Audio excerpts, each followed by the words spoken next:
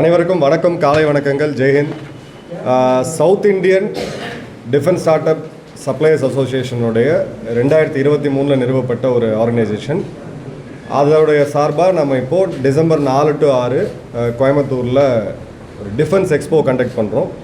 So அதோடைய director திரு பழனி அவர்கள் இந்த அமைப்பை பற்றி உங்களுக்கு ஒரு அறிமுகம் செய்வார். South Indian defence supplier and start up அசோசியேஷனுங்கிறது ஐடெக்ஸ் சேலஞ்ச் வின்னர்ஸ்னால அமைக்கப்பட்ட அசோசியேஷன். ஐடெக்ஸுங்கிறது டிஃபென்ஸ் ஸ்டார்ட் அப் சேலஞ்ச்.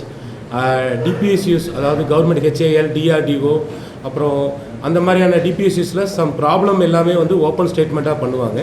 அதுக்கான அந்த ஓப்பன் ஸ்டேட்மெண்ட்டை யார் வேணாலும் வெப்சைட்டில் அதுக்கான சொல்யூஷன் கரெக்டாக கொடுத்தா அந்த ப்ராஜெக்டே கவர்மெண்ட் 50% கிராண்ட் கொடுக்குறாங்க. 50% கம்பெனி கான்ட்ரிபியூஷனில் அந்த ப்ராஜெக்டை பண்ணி கொடுப்பாங்க.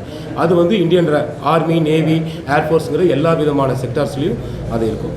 இந்த அசோசியேஷன் ஃபுல்லாமே இந்த சேலஞ்ச் வின்னர்ஸ்னால ஆரம்பித்தோம். ப்ளஸ் இதோட சப்மெண்டர் எல்லாமே போட்டு இப்போ தமிழ்நாட்டில் ஒரு டிஃபென்ஸ் காரிடாரில் இந்த அசோசியேஷனுக்காக ஒரு 65 ஏக்கர் லேண்ட் அலாட் பண்ணாங்க.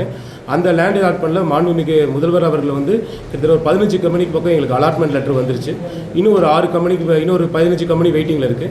அது வந்ததுக்கப்புறம் இங்கே தமிழ்நாடு டிஃபென்ஸ் காரிடாரில் நாங்கள் ஒரு டிஃபென்ஸ் கிளஸ்டரே ஃபார்ம் பண்ணுறோம். அதாவது அந்த டிஃபென்ஸ் கிளஸ்டரில் கம்ப்ளீட்டாக ஏஎம்எல், எலக்ட்ரானிக்ஸ், மெக்கானிக்கல்னு ஒரு கம்ப்ளீட் எல்லாமே ஒரே ரூஃப்லேயே ஒரு 45 ஏக்கர்ஸ் பக்கம் ஒரே ரூஃப்லேயே இருக்கும்.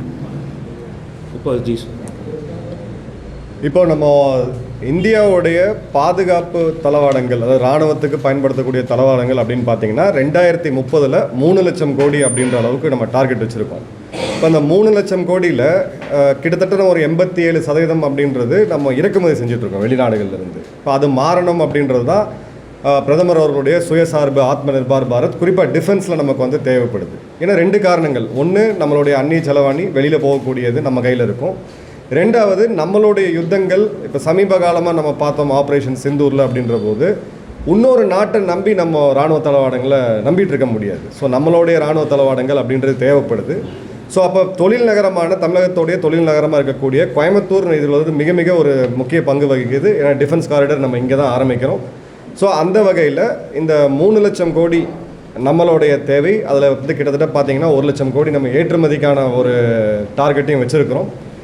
அந்த வகையில் இந்த அரசுகளுடைய முன்னெடுப்புகள் மட்டும் பத்தாது, தனியார் அமைப்புகள், தன்னார்வ அமைப்புகள் எல்லாருமே முன்னெடுக்கணும். ஸோ அந்த வகையில் தான் சிடாவுடைய இந்த எக்ஸிபிஷன். இந்த 3 நாட்களில் நம்ம பார்த்தோம் அப்படின்னா அரசு பொதுத்துறை நிறுவனங்கள், டிபிஓசிஸ்ன்னு நம்ம சொல்லுவோம். அதன் பிறகு தனியார் நிறுவனங்கள், இராணுவ பாதுகாப்பு தளவாடங்களில் ஏற்கனவே இருக்கக்கூடிய பெரு நிறுவனங்கள், சிறு நிறுவனங்கள், கோயம்புத்தூரை சுற்றி இருக்கக்கூடிய எம்எஸ்எம்இஸ். ஒரு தஃபா எவ்வளோ எம்எஸ்எம்இஸ் இருப்பாங்க? கிட்டத்தட்ட நம்ம ஸ்டால் புக்கிங் கிட்டத்தட்ட 3500 எம்எஸ்எம்இஸ். 3500 சிறு குறு நிறுவனங்கள் இப்போ சமீபத்தில் நம்ம பார்த்தோன்னா வெறும் கோயம்புத்தூரில் மட்டுமே இருக்கிறாங்க. இந்திய அளவில் பார்த்தீங்கன்னா கிட்டத்தட்ட 50,000க்கும் அதிகமான நிறுவனங்கள் இருக்குது. இவங்க எல்லாரையும் ஒருங்கிணைச்சு ப்ளஸ் கல்லூரி, ஏன்னா கல்லூரியில் எல்லா கல்லூரிகளையுமே பார்த்தீங்கன்னா அந்த ஸ்டார்ட் அப் இன்குபேஷன் சென்டர்ஸ் வச்சுருக்கிறாங்க. ஸோ அவங்களையும் ஒருங்கிணைத்து தமிழ்நாடு ஸ்டார்ட் அப் ஃபவுண்டேஷன்ஸ் இவங்களையும் கூப்பிட்டுட்டு அரசு நிறுவனங்கள் எல்லாரையும் கூப்பிட்டு 3 நாட்கள் நம்ம இதை ஆர்கனைஸ் பண்ண போகிறோம். மறக்காமல் எல்லோரும் பங்கெடுத்துக்குங்க. இராணுவத்துக்கு தேவையான தளவாடங்கள் என்ன, தொழில்நுட்பங்கள் என்ன அப்படின்றத இராணுவத்தோடைய முப்படைகள் மற்றும் பொதுத்துறை நிறுவனங்கள் சொல்லுவாங்க. அதோடைய டிசைன், அதோடைய கண்டுபிடிப்பு, அதுக்கு தேவையான மெட்டல் என்ன அப்படின்றது எல்லாமே நம்ம அந்த இடத்துல லைவாக அவங்க இன்புட் கொடுப்பாங்க. அதே மாதிரி எம்எஸ்எம்இஸ்க்கு இப்போது ஒரு நிறுவனத்தையும் தேடி தேடி போகணும். டெல்லியில் இருக்குது, மும்பையில் இருக்குது, பூனேயில் இருக்குன்றதுக்கு பதிலாக எல்லாருமே இங்கேயே இருக்கிறதுனால அவங்களுடைய சந்தேகங்கள், அவங்களுக்கு உண்டான தொழில் வாய்ப்புகள் எல்லாமே இதை நேரடியாக அவங்க கெட்டு பெறலாம். ஸோ இந்த முதல் முறை ஆரம்பிச்சிருக்கோம். உங்களுடைய அனைவரோட ஆதரவு இதில் கண்டிப்பாக தேவை.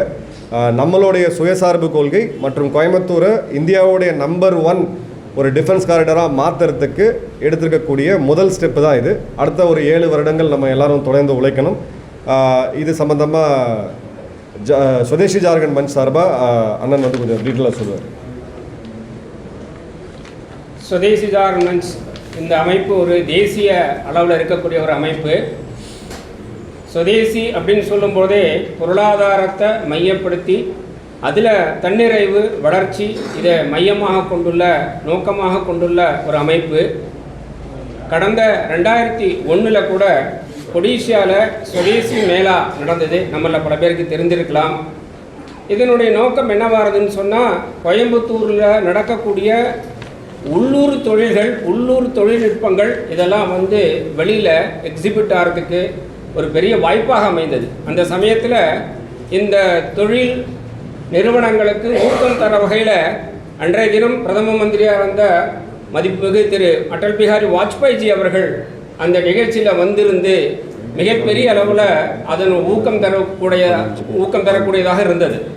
ஆகவே ஸ்வதேசி ஜாகரன் மன்ச்சினுடைய ஒரு நோக்கம் எப்படின்னா, எங்கேயுமே இந்த தொழில் வளர்ச்சிக்கு உள்ளூர் தொழில்கள் மூலமாக அது நடக்கும் பொழுது நம்முடைய பங்களிப்போ நம்முடைய ஒத்துழைப்போ தேவைப்படும் பொழுது நாம் கட்டாயமாக அது கூட இருக்கக்கூடிய ஒரு வழக்கம் சுதேசி அமைப்புக்கு உண்டு. அந்த வகையில் இந்த சிடா அமைப்பு செய்யக்கூடிய ஒரு ஏற்பாடு என்பது அவங்களுடைய நிகழ்ச்சி மட்டும் இல்லை. இந்த ஐயா குறிப்பிட்ட மாதிரி, மேஜர் சார் குறிப்பிட்ட மாதிரி, கோயம்புத்தூருடைய வளர்ச்சிக்கு டிஃபென்ஸ் மூலமாக ஒரு 75,000 கோடி ரூபாய் வரக்கூடியன்னு சொன்னால் நீங்கள் ஜஸ்ட் கற்பனை பண்ணி பாருங்கள்.